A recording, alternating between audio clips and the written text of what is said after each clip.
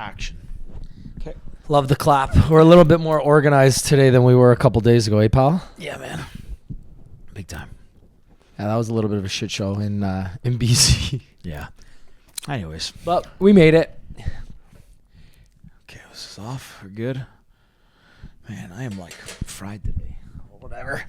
Oh, let's Got go. the all black. Always. It's my go. Oh, you're in black too. I didn't even realize. No, not all black. I wore these shoes, and they feel more summery than wintry, but I've been running in them lately. Pretty good shoes. What are they? Vapor Max. They are Nike Vapor Max. I don't know what kind, but the ones with like the bubbles on the bottom. These are like air bubbles, I guess. And I bought them at the Nike outlet in Dixie. I like at Dixie in Mississauga. And I thought that I saw them. I thought they were cool because I've seen people wear them. Like when they came out, they seemed cool, but they're expensive. I don't want to spend like $250 on shoes. And then I saw them at the outlet for like $150 maybe. I don't know, $160. So I was like, okay, I can spend that on shoes for running shoes. But like I bought them as like everyday walking shoes because I thought they were weird to run in. They don't look like running shoes, right? But apparently they're really good for running because like the other day I was like going for a run. I don't have everyday runners. I only have like race runners. So I Googled, are Vapor Max is good for running? And apparently they're really good for running. So I tried running in them, and they're pretty good for running. I feel like a lot of the Nike shoes just generally you can run in. Yeah. You know what I mean? You don't have flat feet, though, so you can basically run in everything. I have wide feet, though, so it doesn't always sit properly. But yes, I can't wear those. Yeah, because mine will like cave in the side. Yeah. And these don't have a lot of support. I actually almost rolled my ankle today in them. Did you ever, when you were a kid, did people ever say to you, like, Nike running shoes are not good running shoes? Did you ever hear that? No, that only started when I was probably like 24, 25. But at some point in your life, you heard it. Yeah. Yeah, because I did too. Like, I would always hear that. Like, I would hear from, I don't know where, the playground or, like, family. And then I remember my brother for a long time was like, said they're not good running shoes. And I always believed it. I always thought, like, Nike's just for, like, show. But then when I got into running and using them, I'm like, oh, they look the best. They feel the best. And then I read Phil Knight's book, Shoe Dog. I was like, these shoes were literally designed at the racetrack.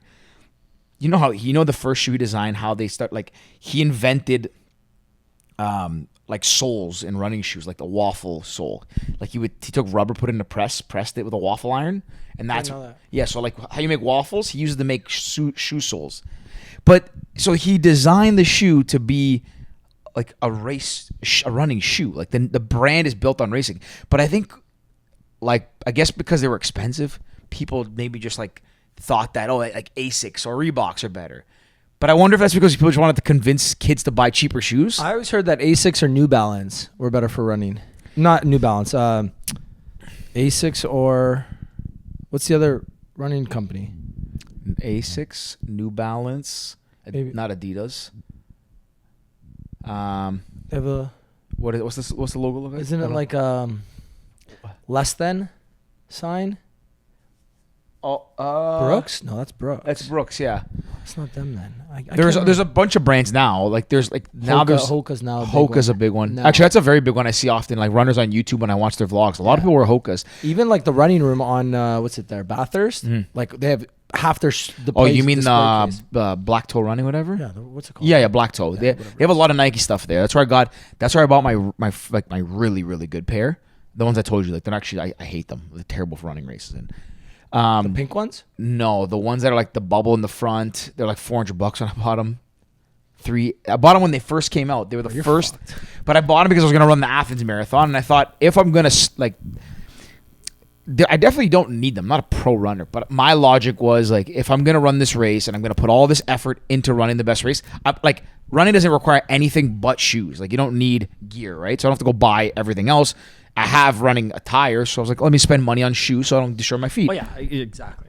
But this is where like I should have done my homework because those shoes are meant for like if you have fast turnover, like you're supposed to strike like you land on the midsole, right? Not the back. I'm fat and slow, so I run and I land on my heel, so I'm not even getting the effects of that thing. And not only that, because I'm landing on my heel rather than the midsole where the bubble is, my foot is like in a perpetual arch, whatever.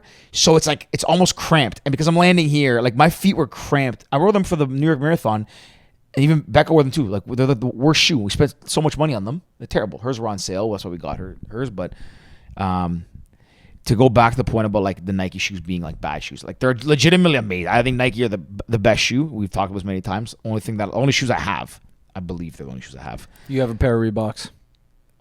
The cheap ones, because the gum sole. I bought those. Yeah, bought them with you. I actually really like those shoes. Like they're very good, like everyday shoes. The one thing with Nike that I think like I may actually start buying like other shoes like Hokas and stuff is because Nike doesn't. I feel like they don't have like a good like everyday. Sorry, I take that back. They do have an everyday good like an everyday walking around or like light running shoe.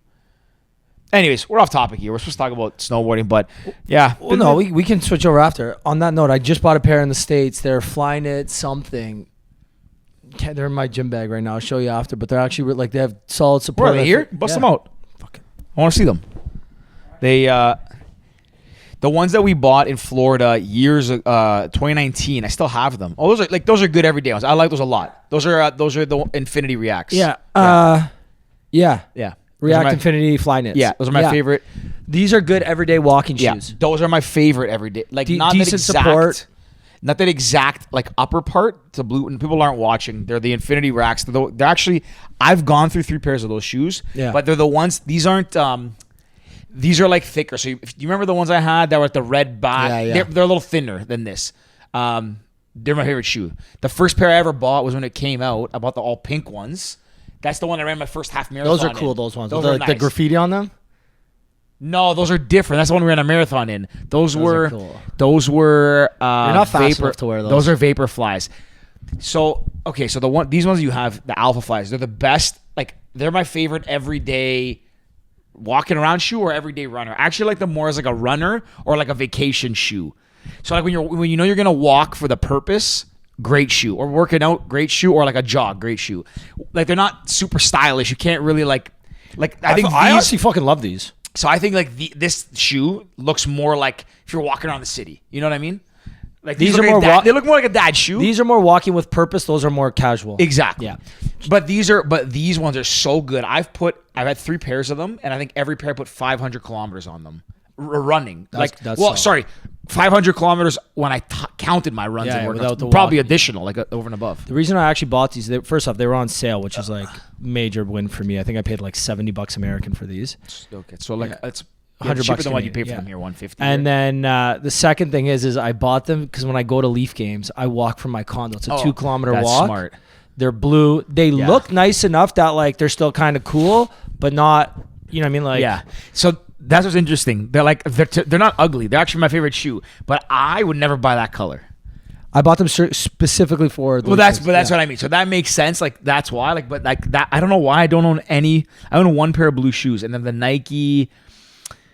I used to wear them when we were doing cast. They look like tech bro shoes almost. The Nike like Air soccer. Monarchs? No, they're like the soccer looking ones. They actually have the waffle pattern on the bottom. They look very 70s retro-y. I know what you're talking about. Those are the only blue shoes I have. Everything else white. Same. Everything I have is I white. bought those J's, the black, red, and white, cool, because those are for the Raptor games now. Actually pretty smart. Yeah. That's actually very good. You're Like good I bought them about with going on brand. Then I have a pair of green J's that are going to be my St. Patty's Day shoes moving forward. That is a waste of money. No, I should wear them more for than just St. Patty's But are they all Day. green? No, they're green and white. They're actually really cool. I'll show Oh, you. like white primary with green like accents? Or vice versa? green and white are. Didn't you have like a beige and green shoe? Yeah. So why would you No, buy it's them? not. It's not beige. It's orange and beige. Oh, okay. Yeah. I love shoes, though. Yeah. Especially when you get them on sale. I like fuck. So Half my this shoes on year, sale. you know what? I actually want kind of on that topic, like buying stuff, like whatever. This year, I probably told you this already, but I've actually I've set goals again this year. I know I've actually put my goals publicly on like LinkedIn to kind of keep myself accountable. But there's one kind of main goal. Well, it's a few, but like one thing I'm trying really hard not to do. I've told you this when we were on the trip, is I'm trying not to spend any money on anything that I don't have to. And that's not just like material goods. Like I'm not buying clothes. I'm not buying like literally anything. Sorry. What I'm trying to say is like, I'm not spending money obviously on material goods. So like any like clothing, anything I don't need. But on top of that, it's like, where can I eliminate costs? So like buying coffee, whatever. Like sure enough, today I have a Starbucks with me, but fucking $6 yes, coffee. that's one of the first thing I cut. Like I think this is maybe my second time buying Starbucks this year, and only because I had some money on the app. I don't buy coffee anymore because we have our coffee machines at the office. I haven't bought lunch so far this year. I know it's only 18 days, 19 days in. But for me, I honestly feel it's now that I've gotten this 3 weeks into the year of like really not spending money. Besides, we went to the trip and I spent, bought lunch. That's different. That's an experience. Yeah, but exactly. It's like 6. I have to eat something. You have to. You can't make your own food. We spent like $100 each, which we'll get to. But it's almost become like a game where I don't want to spend money. Like, and I don't know if the last time I've gone this long without like with just being purposeful of not spending money. Like if I don't have to, and I don't have to right now, touch wood. And I want to see how long into the year I can go. That's probably one of my number one goals is how long into the year I can go before I actually like spend like a noticeable amount of money on something. Yeah. I think I want to go this entire year without buying clothes. Like the entire year because I easily could. Yeah. Like you've been the same size for like 10 years now. Lost some weight. Yeah, but you fluctuate, right? You're right. You've been this size many times. I'm not getting taller. You're not getting taller. So all your suits fit you. They actually don't even fit me as good. If I lose weight, which I hope to, they'll fit me better. Yeah, there's a bunch I can't wear. Exactly. You probably have 10 pairs of jeans. 4 maybe jeans. You got your sweater. You got the stuff that you like, though. My closet has enough clothes that I could probably go from now. I could go a very long time without updating anything in my wardrobe. I also wear the same shit, but I'm trying to go the entire year without buying anything, like literally anything. And as the year goes on, if I just start abusing stuff, I'll just like toss it out. But I want to ask you a question, just because when you were talking about this, remind me of something that bothered me the other day. What's something that when you have to buy it, you're upset that you have to buy it, like because it's like a ripoff or something? I'm gonna give you an answer, and it literally like every time I have to buy this item, and it's something you need. You can get it on your own and toilet it's free. Paper. No. Oh, the toilet paper. I didn't think. I said, I jumped in too early because I thought you were saying that. So it's I don't pay for my toilet paper because you get it from the company. It's something that you can get for free when you're at home, but when you're on the road, it's like an insane markup. Get for free at home, but on the road, it's at the home, at the office, anywhere when you're bottled water. 100%. It's the worst. I had to buy one the other day, and I ended up buying the case. I wanted a cold water. I was so tired. Like I just needed water. And I was on the road and I had 30 minutes ahead of me. I'm like, when you start to feel sick because you just haven't drank all day. And I was on the road. I drank my first bottle in the car, 700 milliliters, right? But I was just out for like so long. I stopped at the Toronto? Yeah. I stopped at the gas station. I was in the East End on my way back. I stopped at a gas station. I grabbed a bottle of water. And you know me, I'll always buy like the cheapest one. I just want a cold one. Yeah. It was $2.99 or $3.49 or something after town. I was like, what the fuck? I mean, if I'm buying Fiji, I get that. Or if I'm buying like Evian or something.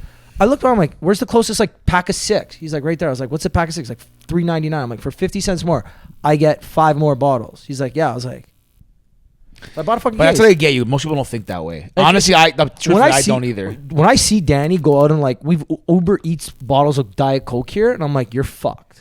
That's why the only thing I have in that fridge is Diet Coke, just for Danny. Because when I see her spend, it's like $6 plus delivery plus tax. You spend $8 for Diet Coke. What is wrong with you? Cutting out Uber, mind you, we say that what's wrong with you, and then I buy a fucking $20 drink. No, but yeah, for sure. It's and that's the other thing too. It's like you have to look at it like from everything, right? Like everyone you save money here, but you're spending extra money to drive somewhere, right? Like people don't realize like there's those costs associated, but.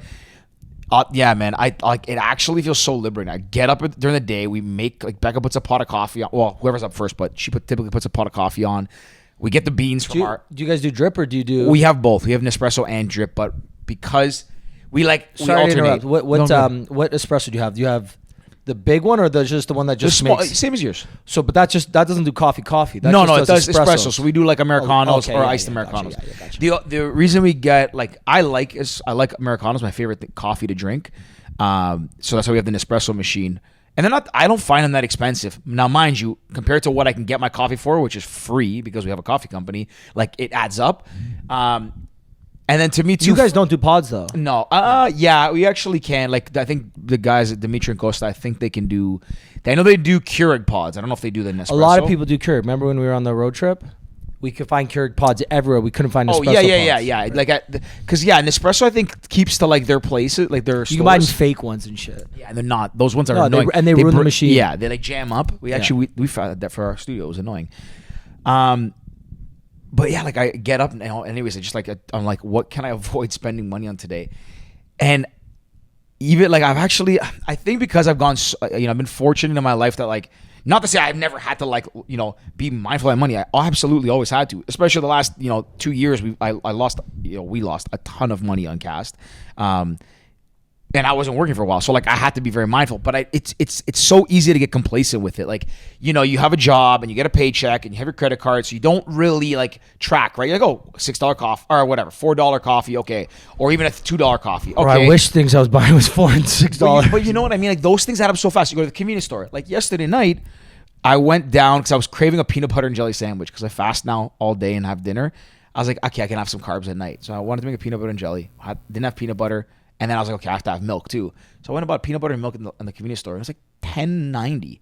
I've never paid attention to what milk and peanut butter cost, but that seems like a lot. Bro, lettuce. It seems like a shitload of peanut butter. $11 for a 1 liter, not even a 2 liter, a 1 liter jug of milk, and like a pretty big Kraft peanut butter. But like, how the fuck is that so expensive? Man, a year ago I would buy a ready-made chicken, 3 heads of lettuce, 3 avocados, and it was like $26 or something, $25 Okay. after tax and everything.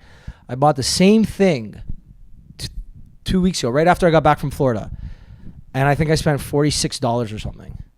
The chicken was $21. Wait, hold on. It actually, for sure, 26. That's insane. Yeah. Lettuce, I paid. I think it was $11 or $12 for 3 heads of lettuce. Each avocado was. It used to be like $5 for lettuce. $5, $6 for 3 heads of lettuce. So I think I paid $12. Each avocado was $3, I think, and then the chicken was $20. So yeah, whatever. To be honest, it almost doubled. I didn't do this intentionally for the purpose of saving money, but like I'll tell you, going to intermittent fast, like going to one meal a day, basically, or like doing like the 18-hour fast. The amount of I spend so little on food. And even when I eat at night, like I don't eat as much as you'd think I would, considering I don't eat all day. I can't remember what I was saying before, but yeah, like being like really mindful of what I'm spending. Like I find I'm actually, it's making me very happy to just be more frugal, and like then it like spills over into business. Like I negotiated today with someone, like they wanted to charge us some renewal fee of something, and it was too early, whatever. And I was just like very like took my stance of like, no, this is not reasonable to do this, and like I'm taking it from my personal life to my work life to like relationship to like everything. Even at Christmas, there was a sale for Nike. They Nike had a sale, and like it was around the holidays. I had some money. I didn't buy myself anything. We didn't do gifts. We didn't really do money gifts this year. And I bought 2 things. I bought a pair of running shoes, and I bought my vest. The black vest that I got. It's my favorite thing ever that I have now. I bought a pair of running pants, and they didn't really fit me. And I was like, I could exchange them, but I was like, do I really want these anyways? I returned them. I was like, I don't need it. I was very proud of that. But anyways, let's get off this topic of... No, but while we're still on this, because I can bring it into the trip towards the end of this next point. I want to ask, because we kind of usually do talk about it. First off, for those who don't know, we just celebrated our 3-year anniversary. Oh, yeah. So round of applause for us. Woo! It's exciting. 3 years of doing a podcast. Like, yeah, that's actually pretty crazy to think about. Like, how are 3 we years, not 200 the episodes. biggest podcast in the world? Just kidding. I know exactly why. And yeah, I want to ask, just because you mentioned one of the goals this year was save money or not spend money on kind of material or unneeded things. Mm-hmm. What are the goals you have on the year? So I feel like sometimes me and you align on a lot of things, and other times we are completely opposite. Well, I haven't, like, for a while I haven't, like, I set goals, and I posted this on LinkedIn, and my rationale like changed this year. I've always, I like through my life, always, everyone sets goals at New Year's. You set resolutions, whatever you want to call them. And then a couple of years ago, I stopped. I was like, you know what? Like, I think it was probably because I read the book Atomic Habits, and I was like, I believed more like, don't just set these like big audacious goals. Set micro habits. Like, you can have big dreams, but do little things that translate to like big results. But then this year, I'm like, you know what? One of our buddies has always shared his goals publicly. I gotta give a shout out to JR. He doesn't do it necessarily public, like super publicly, but we have like a fantasy football group with like 20 guys in it. Basically all his buddies from university. And at the end of every year, he like shares a long email of his goals. He recaps last year's. Did he do it this year? I didn't notice. I didn't see. But he recaps his previous year. If he hit his goals, he shares them for like, keep people accountable. I think that's really cool. Like, one of the things that I find that I'm very much like trying to gravitate towards is not just being someone who keeps myself accountable, but like talking about who I intend to be and let people keep me accountable as well. And I know a lot of people don't do it because they have their own problems, but I do it because I genuinely want people to call me on my bullshit. And that's how I think you get better as a human being. And I do it to people whether they ask for it or not. If somebody is talking out of two sides of their mouth, I'm the first to tell them, hey, this does, like what you're saying, what you're doing don't line up, or you acted one way here and one way there. I just don't. It's not something I like. Oh damn it, this laptop. Not something that I'm like super crazy about. So, anyways, with all that in mind, I'm like, let me share my goals publicly because I figure, you know what, like I think these goals are cool. I think like hopefully more people find it. Not inspirational, but feel like they can do it too. So anyways, I posted on LinkedIn this year, at the beginning of January, that I have 3 goals. One of them is to run Okay, we're good. We're back. Holy cow. Yeah, we've had some major technical difficulties lately, ladies and gentlemen. Anyways, we'll jump right back on track. So what did you post on LinkedIn? I posted my first goal was to run 1,000 miles this year. My previous high, I think, is 700 miles in 2020, something around that. That's a solid number. That was good. That was the year I running the most. The year I met my running resulted in me meeting my now fiance, which is pretty cool. Who would have thought? Little chubby kid who hated run club met his fiance from running. So I want to run 1,000 miles. It's basically averaged out to almost 100 miles a month, which is I'm like not that one. I'm struggling with right now. I want to read 20. Sorry. For a runner, though, 100 miles a month isn't that much. Well, it's 160 kilometers a month. Yeah, so, but if you go back 25 miles a week. It's 5K a day every day for the whole year. Actually, yeah, I guess that is. It's almost 5K a day for every day. It's 3 8-mile runs. Because it's basically 3 miles. If you run 3 miles a day, 365 days a year, that'll take you to almost 900. It'll take you almost over 1,000. Okay. So 3 miles is almost 5K a day. It gets a lot. So some days, like when we were on the trip, I could go to the gym and run on the treadmill for 30 minutes in the morning. I got like maybe like half a mile or a mile because I was warming up. And I hate running on treadmills. I agree with that. It's just not fun. Like I could do like a 5K, but I really have to be like I'm gonna put like a boxing match on in front of me or something. So side note, I signed up for a half marathon today. Oh, good for you. It's in February, and I didn't know this at the time that I booked it. It's a trail run through the mountains. Where? In Arizona, it's Phoenix. Oh. So I thought it was just like you run like on a road in and around the mountains. Size of your foot? 10 and a half. I might have a shoe for you. I might have a trail shoe for you. Okay. Because it's kind of snug on me. It might fit you. They're not bad. I have it in my car downstairs, actually. Okay, we'll talk about this after. They're my lime green ones. I need to. I was actually going to message you today once I realized that it was a trail run. See if you want to start running even outside here. I'll do I've always wanted to do trails. The only time I did it was when I was at we were up at Friday Harbor. There was like a path, but it was a guided, like it was clear trail. But I want to get more into like running trails. I find it like cool to run through the woods. So at my parents' house at Major Mac near 27 there. Okay. Do you know where Major Mac meets 27? You go down this big hill. There's this. Oh yeah. So there's a park that goes and a path that starts there. It actually starts earlier, but from there it goes all the way up to the McMichael place in Kleinberg. It's a 4-kilometer trail. You can walk it, and it's fairly nice, right? You can bike, you can walk, you can run, you can do anything. So I'm gonna try and do that on some weekends leading up. Even if I do like 5-10K, I'm down. As long as it's not super icy, I'm down. Yeah, and as long as it's not super cold either. I have because the trail shoes that I have that I can give to you. I've rarely used them. I have another pair that even those I don't use. I bought them because I wanted to run trails and I didn't. But anyways, I'm in. Yeah. But yeah, so I want to run 1,000 miles. Okay. So 3 miles a day. I'm behind now, but at the same time too, I've realized that like all I have to do is like just get through winter like doing enough, and then when like spring and summer, I'll start running like crazy. And actually, that running every day, I've done it so far. Every day so far I've run. What's today? The 19th. I've gone out every day, even the days I couldn't have to jump the treadmill. The least I did was yesterday. It was probably my shortest run ever that I've recorded on the Nike app. 0.2 miles because I woke up. For some reason, my right foot on the top was like bruised.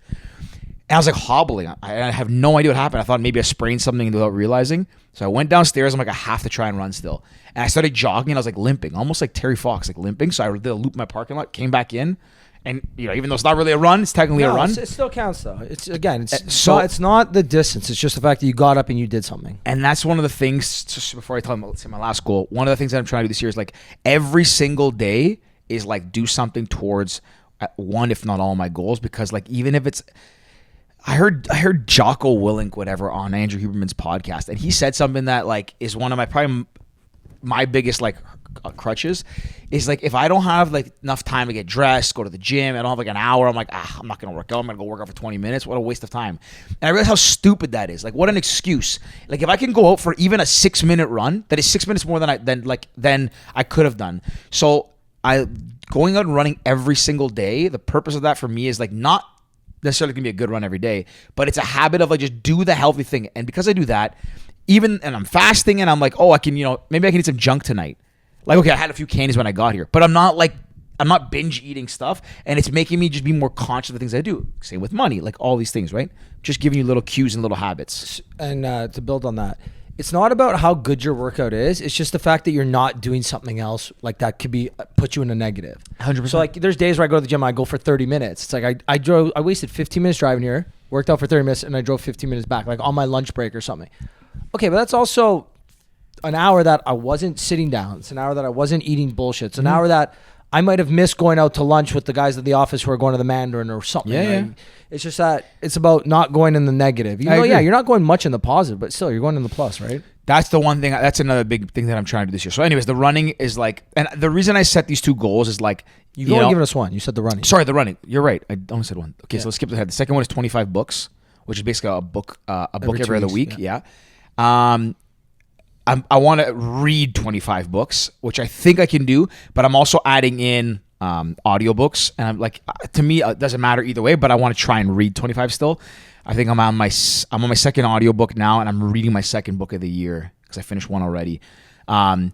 I bought an audiobook about Area 51 that was like, it's read by the author, and like one of the tricks at least I find to get invested in an audiobook and want to listen to it is have the author read it. Like I brought up the story once about Matthew McConaughey's. He reads it. It's so cool. David Goggins reads his. It sounds Barack better. do it too?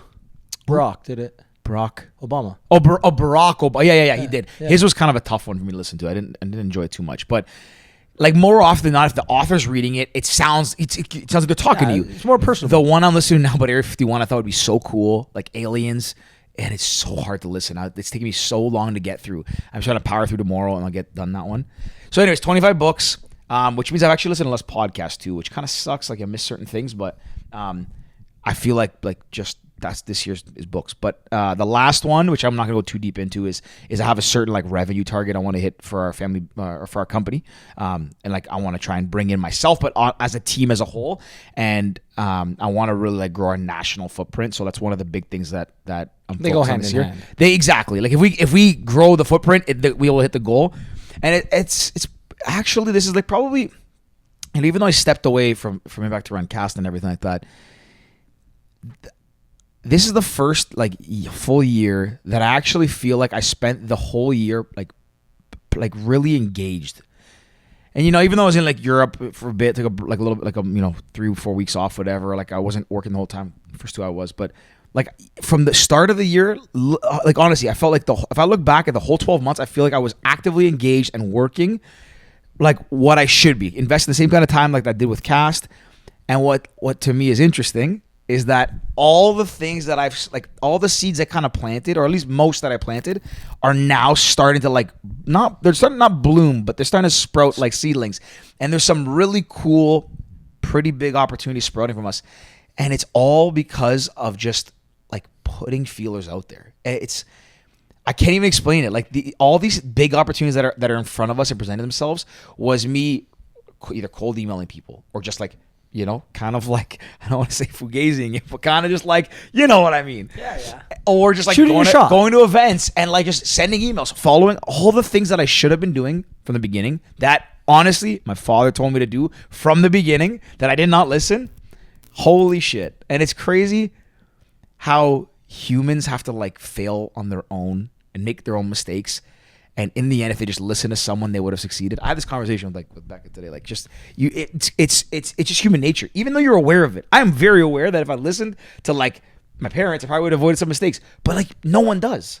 But that's why a lot of parents give children like not free reign, but they let their children make the mistakes that aren't going to hurt them long term. Yeah. Because when you make those mistakes on your own, you just come to like, fuck, I could have just listened to my dad or listened to my mom, and I would have been way ahead. But if you didn't fail, you would never fully like listen to them. You'd be thinking, what do they know? I know better. It's like once you really fail, you're like, I don't know better. They already failed. They listened to their parents, or they listened to somebody else, and that's why they made it to where they are, right? Last point on that, like it's funny. I went to my dad. We had a meeting, and I went to him and I said, like, hey, like, he were talking, and I was like, hey, like, I think that you could have done this a little bit better, whatever. like give some feedback. And who's my dad? He's not gonna listen to me. Like he knows what he's doing. He's been through this a million times. And I thought that it was the wrong approach. Well, I found out that it was the right approach because it ended up working out. So I picked up the phone immediately as it happened. I called him. I said, "Hey," I said, "I was wrong. You were right."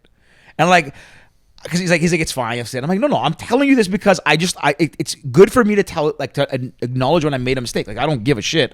I'm not putting my tail between my legs. I was wrong. Like that's it. Anyways, whatever. Not important. What are your goals for the year? Do you know what I keep changing back and forth, and that's why even last night I wrote them all down just because I was like, okay. It's tricky, and I didn't go in depth like JR did. I'm gonna do mine after. Let me ask you. You said you've changed. So from the beginning of the year, have you just started thinking about them, or did you like kind of like think about them while you're in Florida, change them? It's not that they changed. Just I'm like, oh, I want to do this. Okay, maybe I'll set that as a goal. Okay, I want to do this. Like one thing I wanted to learn this year was like to learn a skill. Like come to think about it, if there's a talent show, I can't get on stage and do anything. I have no fucking like talents or skills like in that sense. So I'm just saying I want to learn something. Maybe it's play an instrument, maybe it's learn a new language. I don't know, just learn something. And I'm like, okay, what can I learn? I'm like, okay, that's something I could do. Then it's like, if I'm going to learn something, why don't I do something that relates to my work or to my whatever I'm doing, right? So I kind of, yesterday I took the time and I broke them down into 5 categories. So work, I want to do at least 10 training sessions. So whether they're like night courses or day-long seminars, whatever they are, I want to do at least like 10 of them, which is almost one a month, which I think is good. Just even if it's a refresher course for something that I have to do, I want to do more of that. Then again, networking sessions. I do a lot of them unintentionally, like Con Expo. Okay, like it is a big networking thing. Mm-hmm. I do a lot of them, but there's some that I don't go to just because there's way too many salespeople. Like Toronto Construction Association has like a young leaders event or whatever. Mm. It's just all salespeople. I know it's all salespeople, and I stopped going 5 years ago because it's just all salespeople. Mm-hmm. Fuck it. I'm going to go to every single one of them this year because even if you just meet one person, maybe there's one other me out there that's going to because of the same reason, right? There's fucking 10,000 contractors in Ontario probably. Like maybe all you need is one other relationship to make it worth it. So absolutely. That was one of it. With the podcast, I wanted one of those more networking events. More networking events and more training sessions, right? Gotcha. Mine's like for me to say I want to like grow the company by X amount or do X amount of dollars, like those were goals in the past and like it works. I agree with that. Like yeah. Well, again, you're in more of a sales role too, right? Yeah. Sales, yeah. Yeah. Mainly business development, but like I do oversee like help with the operations. With the podcast, I want to grow the podcast too and like just do cool opportunities. And I know we had the meeting yesterday with Universal, which is like pretty cool. So that'll lead to some stuff. I want to do more content as well, podcasts, my own stuff. I have goals in terms of like monetary value, dollars I want to hit with that. Fitness, I want to do a sub 6 hour half Ironman, which I have enough time. I potentially might be able to do it. It's obviously like hard. I did 3 hours and 5 minutes for what is like more than half a half Ironman. Okay. So like I think I could do 6 hours. I want to play in 10 pickleball tournaments. That's more just like a fun one. And then this will tie us into things. I want to do 10 meaningful vacations. Like last year I traveled a lot, but I didn't. What the fuck does that even mean? Well, it's just last year. I'm not trying to criticize your goals, but like, what are 10 meaningful vacations? It's like I'm not going just to Florida just to get in the sun. You know, last year I did at least 3 Florida trips. So I'm just going to go away just to sit in the sun. Okay. You know, it's like this year I want to say, okay, I know, let's say May 2 for a long weekend. I've got a weekend. What can I do where it's more than just sit in the sun? Yeah. Or go away just to party. Okay, maybe it's a sports weekend with the boys, or maybe it's a bachelor party. Maybe it's a sport. Those are all partying still. Well, no, but again, it's meaningful to me, right? If you're spending time with your friends, you're not just going just to go and sit in the sun because you need a little bit of realized my freaking cousin hasn't said anything about it. He was supposed to call me every week in January. I talked to him the other day. I got to call him and find out. Yeah, he still doesn't know. Yeah, for sure he doesn't. No, but I hope he does Scottsdale. You gonna nudging him? No, I hope it says Scottsdale. Yeah. I don't want to. I want to go back to Scottsdale. Actually, I'd rather go to Scottsdale. I think I'd rather go to Scottsdale than Nashville. Like if I'm gonna go to Nashville, I'd rather go in football season.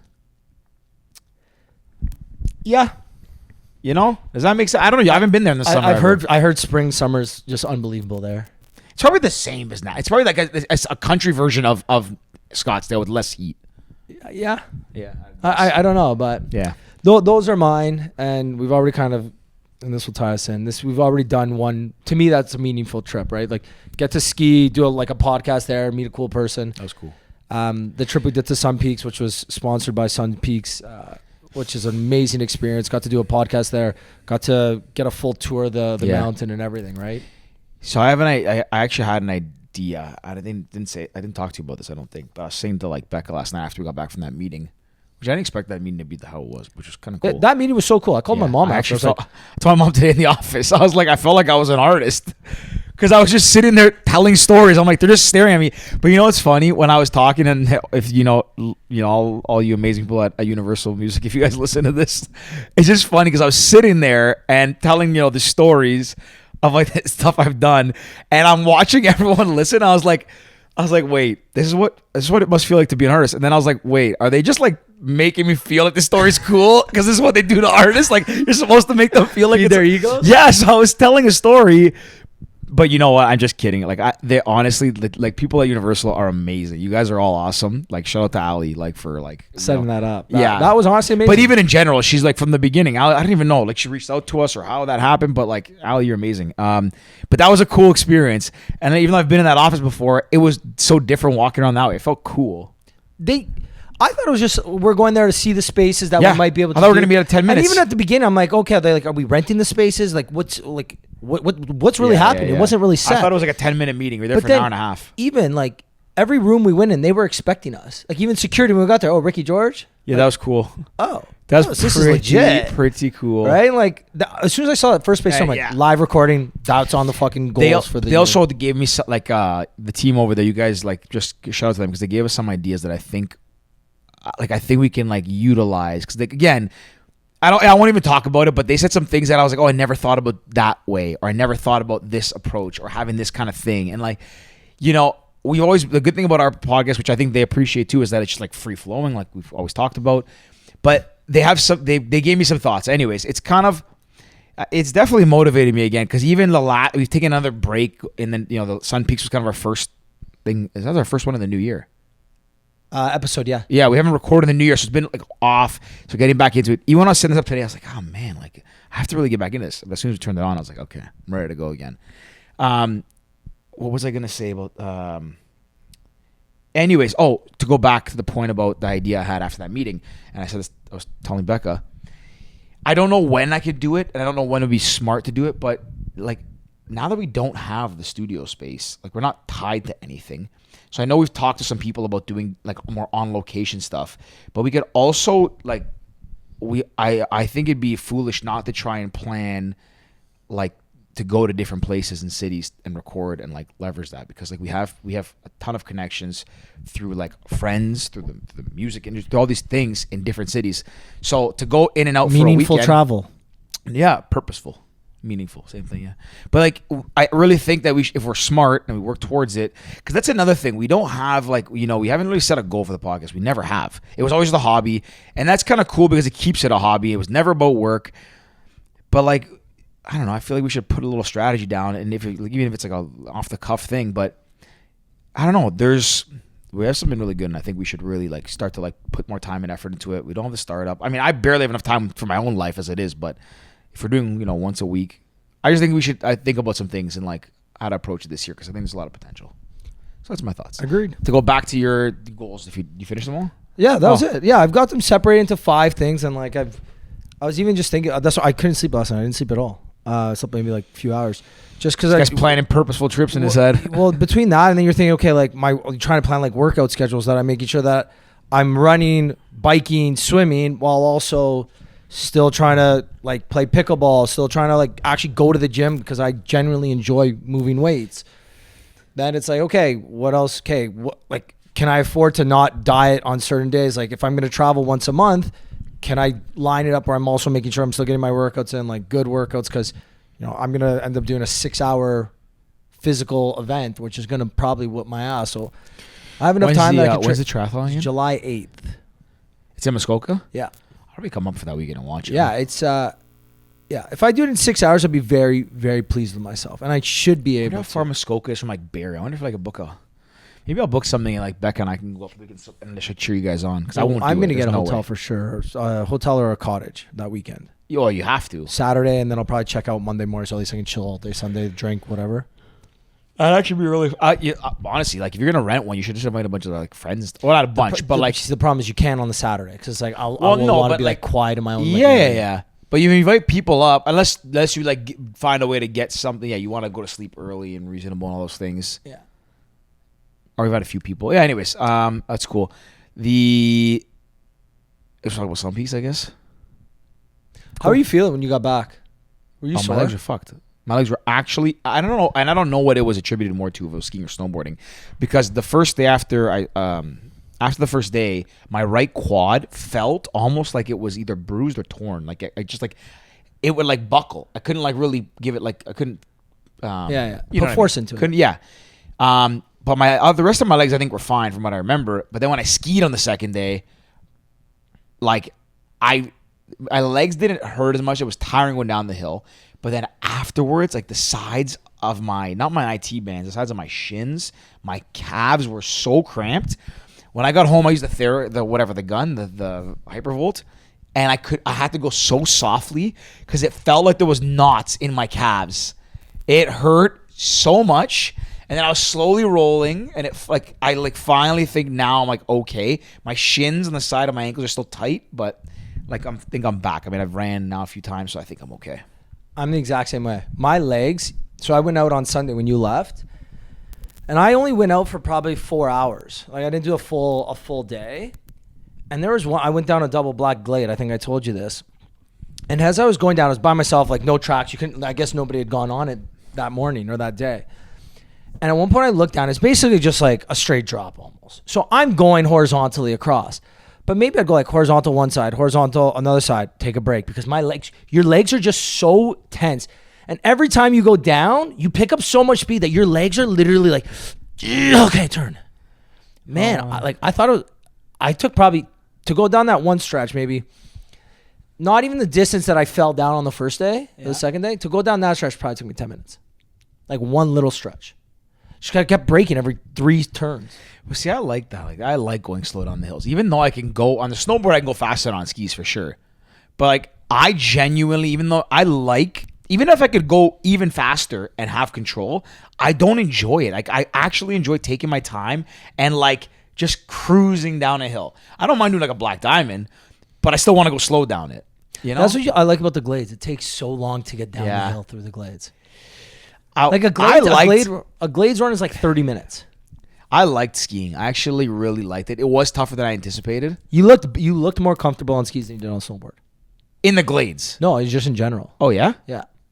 I looked more natural on skis? You looked cool. Like you looked natural in the couple videos I got of you, but there was times we were going down and I'm like, you don't look like a snowboarder. And then you're skiing, I'm like, you look like a good skier. Oh. Like I think you're a better skier than you are a snowboarder. Actually? I genuinely, I think interesting. That. Like I think me and you in terms of skiing are very, very similar. Our abilities. I feel like I'm better than you. I'm better as a skier than you are as a snowboarder. Interesting, because I actually feel pretty confident when I snowboard. Skiing, like okay, so when I snowboard,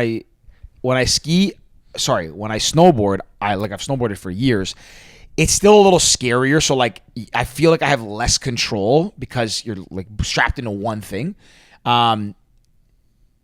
But I feel like I'm a above intermediate snowboard, like not advanced, just like that cusp of intermediate to advanced. Skis, I feel more confident when I'm on them, but I know I don't go that. I'm like, I can tell that I'm not going down fast and all these things. Like on a snowboard, I feel like when it's not a straight drop in a black diamond, I feel like I can bomb it down. In the glades, I hate being on a snowboard. If it's like proper glades, powder, even if it's trees, I don't mind a snowboard. But when it's like been ridden, I hate being on a snowboard. It's so annoying. Like, I just like It's tough. I don't use the word. Feels like you're going through a bike trail. Yeah, it's like a mountain bike trail. But I do like skiing. Actually, it's I don't know. I like snowboarding a lot because it's cool and it's fun. Like when you really get going, like it is cool. Like the reason why I say that too is because I felt that when I was skiing, you were snowboarding. I was constantly like looking back and looking around for you. Whereas when we were on skis, like I just knew you were around me. Oh yeah, but again, like I like going slow, and also the first day. Keep in mind, I know you haven't skied either, but like snowboarding the first day, like skiing the second day, my legs were tired, and I stopped quite a few times. But that was a result of, I think, the first day. If I skied the first day, I don't think I would have been as sore.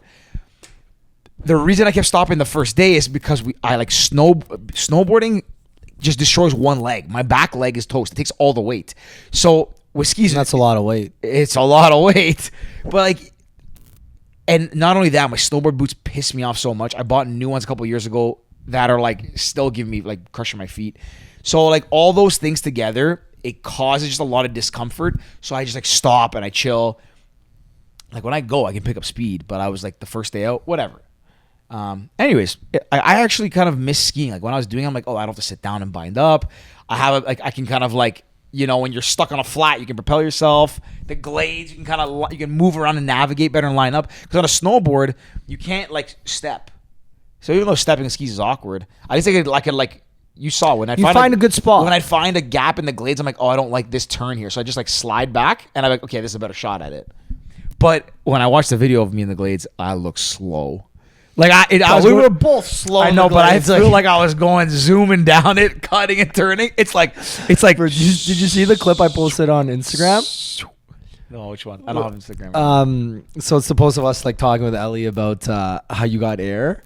And I posted it, and I did a slow-mo video, so you can literally see yourself. I don't even think the back of your skis get any air. No, not at all. But I literally captioned it on my story. I was like, when a guy says like he gets so much air, and a girl says he gets like little or something, it's like 6 inches. That's so big, and the girl's like, yeah, no. By the end of it, though, I was getting some air. Yeah, the last couple runs. Yeah, last couple. But see, that's the thing too. Is like don't get me wrong. Snowboarding to me is very cool. But skiers that can make it, that can like catch some air, rip glades, and like do I find skiing to look equally as I find skiing to look like a more of a mix of like cool and graceful. I don't know if that makes sense, but like when I see a skier come off like a small, like they dip down and shoot out of a ramp, and like their legs just together, they're tucked, like that looks so cool. A snowboard is as well, but I don't know, something about skiing that. Anyways, I'm gonna continue to snowboard, but any opportunity I can to start like slowly mixing skiing back in, I probably will. Like if we did Jackson or something, a big mountain again, there's a good chance I would probably just ski, not snowboard. Yeah, that'd be great. Yeah, I only ski, so this is easy for me. Yeah. Anyways, but it was cool. It was a really fun experience. What was your favorite part of the trip? Favorite part? Honestly, I think just like being out on the mountain all day. Like I don't know the last time I don't know if I've ever been on a mountain that long consecutive. Never mind in 2 days, but even one day. Because when we go to Jackson, we went a couple times, or when you go to Blue or you go to Tremblant, like you go out for like a more and a half, 4 hours, and you're gassed. And even though we were gassed this time, we had nothing else to do, so we stayed out for like I think total we were out 8 hours. We didn't, we had maybe take off an hour or two for like lunch and snacks, but. Like, that is a long time to be on a mountain. And I liked how it was not busy, especially on the Friday. Like, it was empty. That was cool. What about you? I'd say the second day in the afternoon, after lunch, we stopped at lunch and we just, like, the sky cleared up. It was nice. And we just spent, like, probably like an hour, 2 hours in the glades there. Just kind of cruising around. Because at that point, we kind of knew what areas we liked doing. I love that. Just like relaxing. At some points, it felt like we were on the mountain by ourselves. Like there was nobody around us. You found fresh tracks like through the glades. You're just kind of finding your own path. It wasn't too hard where you're like, fuck, I'm going to die. But it was also the same time, like it was a challenge. You're not just ripping through it. Like there's something about just being in the trees with fresh snow. You pass through it, you're kind of hitting something. You're like, oh, I don't know if I can drop in here. Like, a couple times we went in and we're like, okay, yeah, George, you go first. Yeah.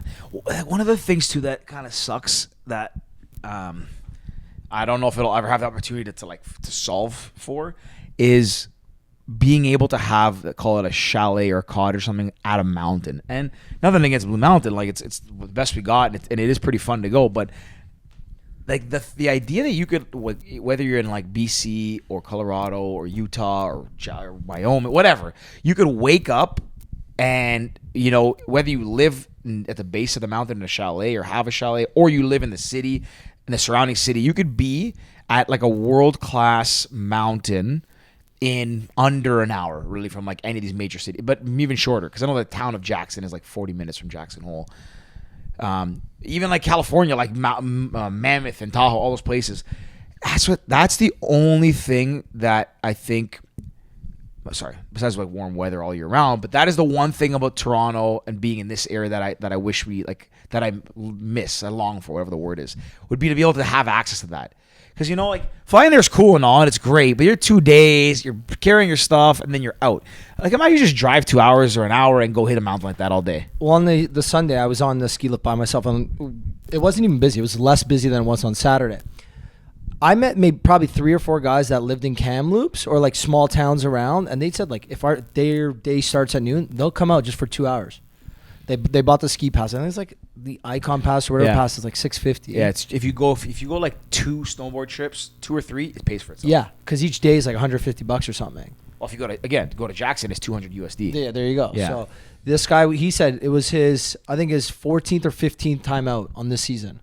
Season just started a month ago. Yeah. Season's like January to March. It's like once you have that pass, like you don't mind. You'll go out for 2 hours. It's close by. By the time your feet get cold, like you don't even have to dress super warm. Because by the time you've been out there long enough where you're cold, it's time to go home. I think about that. Like that's the one. Yeah, you know, maybe one day you're fortunate enough to be in a position where you can buy a cottage or even rent something. Like even go for like a week stretch, like the winter. Maybe you have a place you go to. But that's something that I think I would like to get more into. Is like, in the winter you try to like leave snow to go to the summer, to go to warm. But I really like doing like snow. It was fun, but it'd be cool to be up there a little longer. Now I really like Sun Peaks. Like I really, really like it. The one thing I noticed, and I don't know if it's an anomaly, but like it didn't feel. Even it might have been because of the weather when we were there, but it didn't feel like it's a place that just gets hammered with snow, and it might, and because it's got a lot so far, I guess, yeah. But. When I think of, you think of like a Utah rain, or even like maybe Whistler maybe gets more. No, sorry. The person on the lift was telling us that Red Mountain gets more powder. Sun Peaks gets like the middle amount, and Whistler is a bit different. It's more like more wet. So it must get good amounts of dumping that we just didn't experience it. But I would like it would have been so much cooler if it was like snowing while we were there. Less foggy. Yeah. The one thing that I really loved is like it felt like a ski town. Oh yeah. Like apparently places like Whistler and some of these like even like commercialized. Yeah, exactly. Like now that all I see on my TikTok and Instagram is ski videos, you see the lineups at Whistler. Like I think last weekend, the main gondola up was an hour wait. I would hate that. Our longest line was like 10 minutes at most. Yeah. On Saturday afternoon. Yeah. But everybody in that, and you call it a community because it's not even really a city. It's a ski community there. Mm-hmm. It just feels so cozy and like home. I feel like it's a place you go, you bring your kids, you let your kids run around like through the streets of Sun Peaks, and you're not worried. They're coming back. Everything's good. They've got their friends down the street who's like, mom is the baker, the dad's the pizza guy. Like shit like that. I went to the pizza spot actually too. The Slice, whatever in the town there. It's actually I really like the Village. I thought it was like even Bottoms. I think it was a cool bar. It's like and I don't mean this in an offensive way, but it's like cliche. Because it feels like what a base of the mountain bar should look like, and it feels like a place where you want to get hammered. Like we want to sit down at a table and either have a beer and talk, or sit at the bar and like just drink with your buddies. But it's not a place like you see again the videos from like Whistler. Like, okay, those are the crazy après ski parties. It's like no, this is the place you go. You take off your snowsuit, you come, you have dinner, and you stay from 6 till midnight, just sitting, eating, drinking, playing darts and pool with your buddies. I thought it was so cool. Yeah, like the deer hunter game in the back. Yeah. And how they could do the rounds, like by the rounds. Felt like a hot tub time. Yeah, I want to watch that soon. But I liked it a lot. I'd for sure go back there. Even flying there's not that bad. Hopping in Vancouver, buddy. Coming back Calgary, unbelievable. What do you mean? How I came through Calgary, night and day difference. Because the flight to Calgary is even I think shorter than Kamloops to Vancouver, and then the 3.5 versus the 4.5. Made a big difference. Coming home though is shorter from Vancouver. You know that coming this way. So the flight from Vancouver was only like 4 hours coming home. It was like an hour shorter than going there. Yeah, mine was 3.5. I think coming home. Because on the way home it felt shorter. Yeah, like it felt way shorter. I think because it's the easterlies, westerlies, whatever westerly winds. No, it's called the jet stream or something. Whatever. Yeah. But anyways, it was El Nino. Yeah, something like that. That's the weather. No, it was a good time. I was really grateful that everyone at Sun Peaks came through And Ellie saved our ass big time. Yeah, Ellie. Shout Should we out to tell a Ellie. story how everything that just happened? I mean, I tell it pretty fast. I forgot. We're a team here. We're a team. Yeah, no, but I forgot the dongle to plug in the mixer to my laptop, which is essentially how we talk in these mics. The problem is our mixer's a USB, my laptop's a USB-C, so we didn't have for some reason didn't have the dongle. It was in my normal travel bag. It was in my cable. Yeah, it was in my backpack I take everywhere. It was in my cable pouch that was in my backpack that I use every day. And then I also, which I've never done before, put the power cord from the camera into that same pouch, which I've literally never done. All my power cords sit loosely in my bag.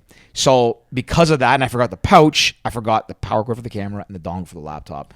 So the night before, Ricky goes, check to make sure everything. I was like, we got it. Don't worry. It's fine. He's like, check. And that's when we realized we forgot the camera. Yeah, we forgot the camera. And then the next day... we're like, it's not the end of the world. We'll use our phone. It's not... That wasn't the end of the world. Camera's solvable for sure. But the next day, when we were getting ready to go, 15 minutes before, brushing our teeth, whatever, I went and looked at I picked up the pouch, I picked up the bag with the mixer, and I saw the tip of the cord that goes into the laptop, and I realized, there's no white thing here, the dongle. So I was like, oh shit, we're really SOL here. So anyways, we tried to scramble around the village to find a dongle. I went to the media room, went to the AV or media and AV room for the conference center. They posted on their community boards. I went to all the stores. There was absolutely no chance we were getting that dongle. We're in a village. There's no Apple store around. But even how nice was their Facebook group? They posted the Facebook group and some probably some mom is taking blurry photos of random dongles she has in her home, trying to help us out. Yeah, we were really in a bind, and I got so annoyed because I was I messed this up, and now I have to figure this out, and I don't want to record. I was really I was in a bad mood, but it's my fault. I completely messed that up. Anyways, Ellie came through. She came through and brought her laptop, and we connected straight to her laptop, and it honestly all worked out, thankfully. So go listen to her episode. There's a little bit of still a little technical issues, a little bit of feedback in the episode, and I don't know what the heck that is. And it, I apologize. Listen on low volume. I don't think you'll hear it, but if you jack the volume up, you might be in trouble. Guys, honestly, we had to do the best we could. Sun Peaks, we definitely, we owe you guys one, so we'll figure something. We'll come back. We'll come back. We'll come back. We'll make sure we have everything and then some. We'll shoot a million pieces of content from the mountain, and because you guys are so great to us. And even Jenny was such a gem. Yeah. Taking us out the first morning, we're do you do this with every media person? Because I feel from now on, anytime I go to a resort or ski a mountain, I'm going to pay to have a guide the first morning. Yeah. Because it made such a difference. Oh, yeah. And she just tell you little things. Remember that one point where we were hitting the cat track? She's like, hey, this cat track's kind of flat. Make sure you get some speed. Yeah. It's that's sucks about snowboarding is cat tracks and shit. I got stuck on one this is how I ended up on the double black glade. So I was on the backside where the Burfield is. Oh, where we went down. Yeah. So, but you know how you could either get back on the halfway Burfield or go up? You can get on the halfway and go up, or you take the cat track back to the other side. Okay. At the halfway point of the Burfield. Yeah. Okay. So I'm I don't want to take the Burfield back up. I just did that. Let me cat track back to the main part of the mountain. It's a 10-minute cat track. And it goes just completely flat. Completely flat? So you're just I'm the legs at time, my legs are getting tired. So I'm arming in this. I'm just rowing basically with my sticks. I also bent one of my poles on Your the own? Burfield. So I'll tell this full story. So anyways, I'm going cat tracking. I'm gassed. I see the double black glade. I'm oh, it looks nice. Nobody's been on it. Fresh powder. Great. Went down it. I was okay at first, but then it's it kind of just led to nothingness. It just leads to... This is the double black diamond. Yeah, the double black. So it's kind of it goes down, and it's steep, but it's fresh powder, so you can kind of go a little bit slower. And then it just ends. There's just trees everywhere. You're where the fuck do I even go? So I kind of just find my way in. It opens up to this scary, steep, just craziness. I'm a cliff? Yeah. It's a drop. No, it's not a cliff, but it's probably I don't know, a 10-degree angle, 15-degree angle. The one that I was going just horizontally down. It was bad. Okay. I was fuck, I'm scared. I don't think I can do this. And you know me, I'm pretty ballsy on skis. At one point I was I don't think I can do this. Anyways, I go horizontally down. Get all the way down. I make it to the Burfield, and I'm on the far side. So I had to take the Burfield all the way up. It's 26 minutes. 22 actually. I timed it. Yeah, 22 minutes. Second longest lift in North America. Second oldest. Was it oldest or longest? Longest. Yeah. Anyways, that It's was the cool. mountain's oldest lift. Yeah. So on my way back up, I'm going up, and you know the Burfield people get on it halfway. Yeah. So I lift my thing up because I saw people. There was 4, and only 4 people fit. So like, don't worry, we'll get the next one. So I go to put my thing down. As I go to put it down, I'm holding the pole in my hand. Doesn't the pole get stuck? Starts bending. My arm starts going, and I just dragged out. My pole's bent at like a 90. Shut So mind you, I had 10 minutes on the second half of the way up. Took off my gloves. I took everything off. I started bending it. So my pole's got like a 20-degree bent. A solid downward hook right now. That's pretty funny. Yeah. So I was. That's pretty funny. Yeah. It was just. Yeah. The day by myself was interesting. Because again, you're by yourself. Yeah, I would have been scared. I would not have like enjoyed that by myself going down like exploring the I glades. stuck to a lot of the glades that we had done the day before, so you kind of recognize. Oh yeah, I remember not going on that spot. I'm gonna go this way. Yeah. I definitely want to go back out. I want to try and get another snowboard or ski trip out this year, like if we can. But I feel good about it. yeah, I could do another one. I would love to go. Anywhere. Really. Anywhere. I want to go west. I mean, I stay in Canada would be kind of cool because we have some work opportunities out in Calgary that I want to maybe go to. And I know there's like band. And Calgary's nice. 3-hour flight. And then there's an insane amount of resorts within a 2-hour radius. A lot of people have been talking about. I hear a lot of people talk about like the mountains of BC. They differentiate between like the inner or inland. What do they say? Like inland and coastal. Yeah, apparently the inland are the good ones. Yeah, because they get more like soft, fluffy powder. Yeah, where the coastal gets more wet powder. Yeah, and there's some Germans that were telling me this. Yeah, like wait, when we were there? Or no, when I was by myself. But one of them people keep bringing up is Revelstoke, which I think would be pretty cool. A lot of people say it's like that's like one of the ones they really like. So I think it'd be cool to check out as well and compare. Like Whistler, to be honest, I would go, but I don't really have an itch to go. No, after hearing about the lineups and stuff, I'm just not down. If you're going to go, like it's like there's a lot of mountains that get a lot of traffic, but it's like standing around does not seem appealing. Like why would I want to stand around? It just doesn't seem appealing to me. Like if you're going for like the après, you're going just to party. Like by all means, do it. Like apparently Whistler's crazy for that. But if you're going for a ski trip, like you want to spend a good 5-6 hours on the hill, and you want to get like actual hill time. Mm-hmm. Yeah. Anyways, on that note, I think we're good. Yeah, nice little hour. A good look at. We talked running, goals, skiing. Yeah. I realize you're gonna bring random ideas to the table. Now I know I talked about shoes, but I'm gonna have I have thoughts that come to my mind during the week. I'm sure I remember them and then bring them up. Noted. Yeah. Anyways.